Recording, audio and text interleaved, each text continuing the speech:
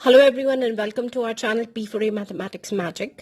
और आज हम लोग एप्लीकेशंस ऑफ ट्रिग्नोमेट्री के डिप्रेशन पर बेस्ड प्रॉब्लम्स को सॉल्व करने वाले हैं। मैंने अपने पहले के वीडियोस में आपको एंगल ऑफ एलिवेशन और उससे रिलेटेड प्रॉब्लम्स बताया है और आज मैं आपको एक न्यू टॉपिक इंट्रोड्यूस कराने जा रही हूँ जो है एंगल ऑफ डिप्रेशन। तो वैसे भी सीबीएसई का 10th स्टैंडर्ड का रिवाइज सिलेबस आउट हो चुका है और उसमें क्लियरली मेंशन्ड है कि बहुत ज्यादा कॉम्प्लिकेटेड प्रॉब्लम्स हमें एप्लीकेशंस ऑफ ट्रिग्नोमेट्री में सॉल्व नहीं करने हैं। एंगल ऑफ एलिवेशन और एंगल ऑफ डिप्रेशन के simple problems and maximum 2 right triangles जिसमें इन्वॉल्व है वो हमें सॉल्व करना है। तो उसी पर बेस्ड उसी रिसर्च पर बेस्ड हम लोग आपके पास कौन से प्रॉब्लम्स इंपॉर्टेंट हो सकते हैं बस वही लेकर आएंगे और वही सॉल्व करना है। तो डिप्रेशन के थोड़ी और हाई लेवल के क्वेश्चन समझने से पहले हम लोग पहले बेसिक क्वेश्चन को अगर समझ लें तो आपके लिए बहुत अच्छा हो जाएगा। तो आप लोग यहाँ पर स्क्रीन पर क्वेश्चन देख सकते हो कि suppose you are shooting an arrow from the top of a building. तो मैंने यहाँ पर पिक्टोरियल रिप्रेजेंटेशन दे दी है कि यहाँ पर एक बॉय है जो बिल्डिंग के टॉप पर है and he is shooting an arrow और बिल्डिंग की जो हाइट है वो 6 मीटर्स है और जो टारगेट है जिसे शूट किया जा रहा है जिस पर एम किया जा रहा है वो ग्राउंड पर है। जैसे आप देख सकते हो यहाँ पर target is at on the ground at an angle of depression. तो डिप्रेशन कब बनता है? जब भी आप एलिवेशन पर हो, आप हाइट पर हो और किसी भी चीज को जो टारगेट है वो आपका नीचे हो। तो जब आपका टारगेट ऊपर होता है वो एंगल ऑफ एलिवेशन होता है, मगर यहाँ पर आपका जो टारगेट है वो आपका ग्राउंड पे है। और ऐसी सिचुएशन में जो लाइन ऑफ साइट है आप देख सकते हो यहाँ पे लाइन ऑफ साइट कौन सी होती है? जो आपके आई के विजन से होती हुई गुजर रही है वो आपकी लाइन ऑफ साइट होती है। तो ये आपकी लाइन ऑफ साइट है और आप नीचे की तरफ देख रहे हो तो ये प्रॉब्लम बन जाता है एंगल ऑफ डिप्रेशन का। ओके, और इस केस में जब भी एंगल ऑफ डिप्रेशन होता है तो जो हमारी हॉरिजॉन्टल होती है वो नीचे नहीं होती है। ऑब्वियसली नीचे कैसे हो सकेगी? जब आप ऊपर हो। तो हॉरिजॉन्टल आप देख सकते हो ये डॉटेड लाइन है, तो ये डॉटेड लाइन हमारी हॉरिजॉन्टल है। तो आपको यहाँ पे सिर्फ इतना समझना है कि जितने भी डिप्रेशन एंगल के केसेस रहेंगे उसमें जो आपकी हॉरिजॉन्टल होगी वो ऊपर की तरफ होगी। बाकी एंगल ऑफ एलिवेशन हो या एंगल ऑफ डिप्रेशन हो, लाइन ऑफ साइट हमेशा हाइपोटेन्यूज की साइड ही होती है।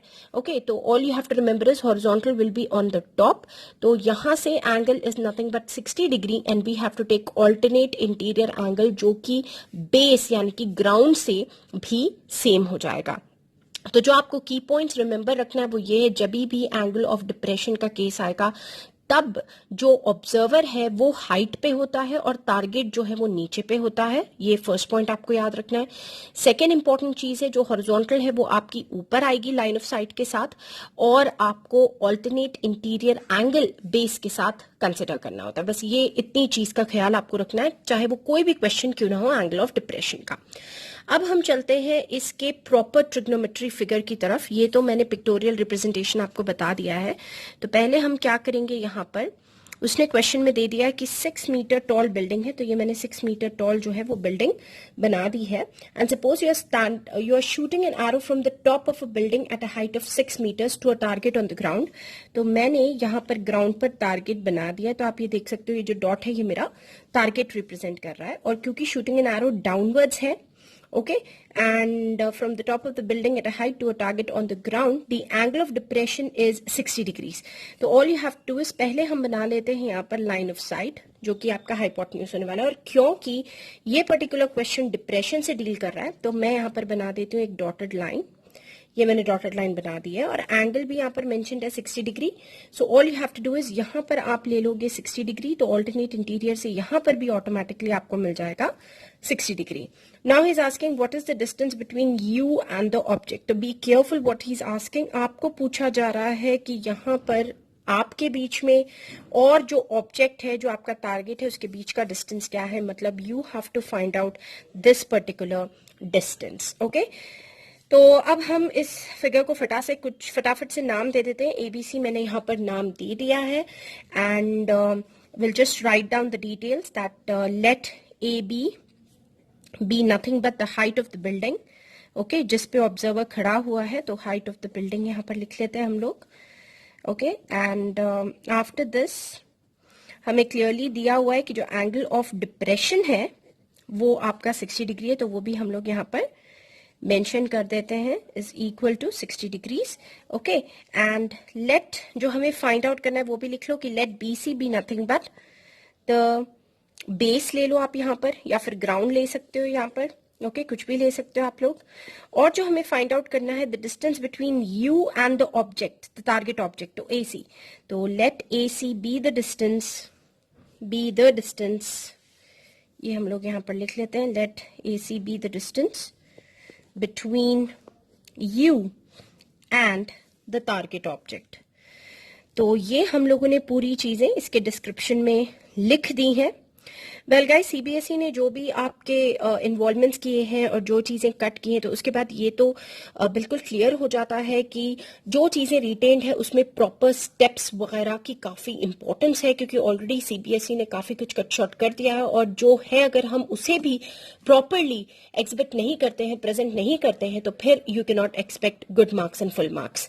तो अब ये सब हम लिख लेते हैं और अब हमें सॉल्व करना है. तो मैंने आपको पहले भी स्ट्रैटेजी समझा दी है कि कौन सा नंबर या कौन सी क्वांटिटी आपको दी हुई है और आपको क्या फाइंड आउट करना है. तो अगर ये आपका एंगल है तो दिस बिकम्स योर ऑपोजिट या फिर परपेंडिकुलर साइड बोल दीजिए. और ये जो है ये आपका हाइपोटेन्यूज बन जाता है. तो ऑपोजिट और हाइपोटेन्यूज में एक ही ट्रिग्नोमेट्रिक फंक्शन अप्लाई होता है जो कि साइन का फंक्शन है. So I would be taking sine 60 degree and let me mention in which triangle. तो I'm taking in triangle ABC. पहले ये mention कर दीजिए आप. तो sine 60 is going to be equal to opposite by hypotenuse. I'm repeating, आप इसे perpendicular by hypotenuse भी कह सकते हो. तो opposite का measurement है 6 और hypotenuse is nothing but x. Sine 60 की value from the trigonometric table √3/2 है. इस पर भी वीडियो बना चुकी हूं मैं, जिसमें आपको बताया कि ट्रिग्नोमेट्रिक टेबल की ट्रिक क्या है, इजी टू रिमेंबर. अब हम इसे कर लेते हैं फटाफट से cross multiply. So we are going to get √3 into x is equal to 6 into 2, which is going to give you √3 into x is equal to 12, and then further you can write on x is equal to 12 upon √3, क्योंकि ये √3 जो है multiplication से सीधे जाएगा division में. अब हम इसे ऐसे नहीं छोड़ सकते, हमें करना होगा रैशनलाइजिंग द डिनोमिनेटर. तो मैं मल्टीप्लाई करती हूँ इंटू √3. ये तो सभी को ये स्टेप पता होगा.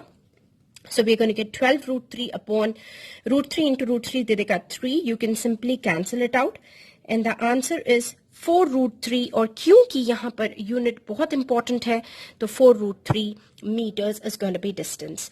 आप चाहो तो √3 की वैल्यू भी सब्सटीट्यूट करते हो.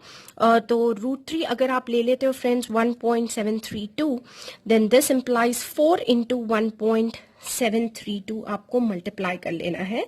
And you can then write down the answer which is 6.928 metres. तो आंसर आप 4 √3 पे भी छोड़ सकते हो या फिर 1.732 से मल्टीप्लाई करके भी बता सकते हो.